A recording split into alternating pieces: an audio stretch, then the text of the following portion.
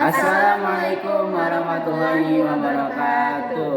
Nah, kami dari kelompok 3 ilmu dakwah akan memperkenalkan diri terlebih dahulu. Saya Nanda Maulana Askari. Saya Aziza. Saya Almadania. Nah, pada kesempatan kali ini kami akan mempresentasikan kembali apa yang telah kami diskusikan, yaitu tantangan dakwah di era digital dan globalisasi.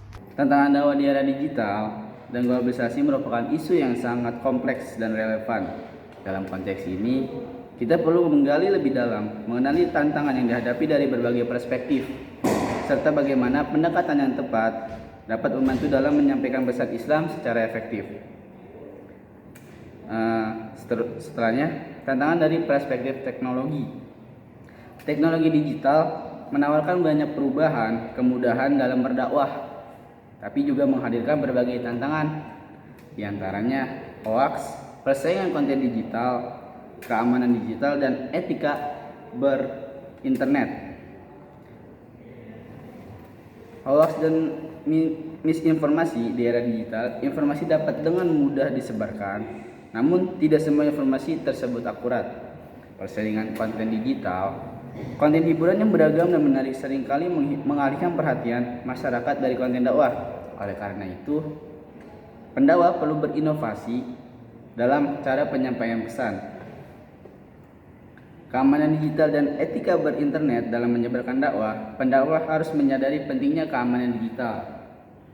Tantangan dari perspektif sosial, perubahan pola sosial di era digital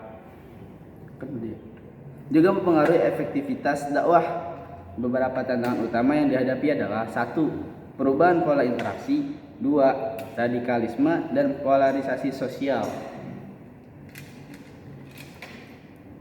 Selanjutnya yaitu ada yang kedua tadi, radikalisme dan polarisasi sosial.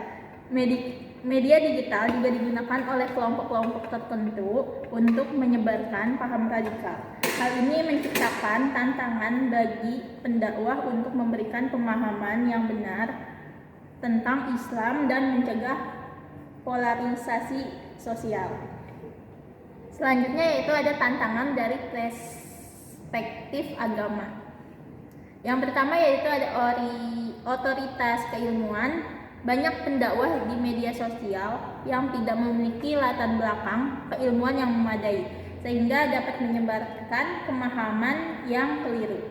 Yang kedua yaitu ada komodifikasi agama. Dalam beberapa kasus, dakwah dapat distorsi oleh kepentingan komersial. Pendakwah yang lebih fokus pada popularitas dan keuntungan finansial dapat mengabaikan nilai-nilai murni dakwah. Selanjutnya yaitu ada multikulturalisme dan pluralisme dalam dakwah. Multikulturalisme dan pluralisme dalam dakwah di tengah masyarakat yang multikultural dan plural menuntut pendekatan yang lebih inklusif dan penuh toleransi. Beberapa prinsip yang perlu diterapkan dalam dakwah multikultural adalah yang pertama yaitu ada menghargai perbedaan. Pendakwah harus memiliki sikap terbuka terhadap perbedaan budaya dan tradisi. Yang kedua yaitu ada menghindari eksklusivisme.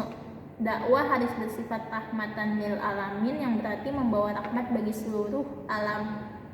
Yang ketiga yaitu ada menekankan persamaan nilai universal dakwah dan penyampaian pesan agama perlu mengedepankan nilai-nilai universal yang diterima oleh semua manusia, terlepas dari latar belakang agama, budaya, atau sosial. Manfaatnya yaitu pertama, meminimalisir resistensi dari audiens non-muslim. Yang kedua, membangun citra agama yang moderat dan relevan dengan kebutuhan masyarakat modern. Selanjutnya akan dilanjutkan oleh Alma. Selanjutnya ada memahami pemikiran dan tren sosial untuk efektivitas dakwah. Yang pertama, dakwah yang berbasis data dan riset sosial. Dakwah harus didukung oleh data aktual tentang kondisi sosial, demografi, dan pola pikir masyarakat agar pesan dapat disampaikan secara tepat.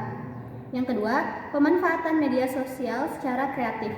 Generasi muda lebih tertarik pada konten yang kreatif dan interaktif, sehingga dakwah perlu memanfaatkan format seperti storytelling atau kisah inspiratif dengan pesan moral. Lalu yang terakhir ada mengakomodasi isu-isu sosial kontemporer. Dakwah harus responsif terhadap isu-isu aktual seperti lingkungan, kesetaraan gender atau HAM agar tidak dianggap ketinggalan zaman. Sekian dari kelompok kami, dari pemaparan yang telah kami jelaskan, hasil diskusi kami, kurang lebihnya mohon maaf.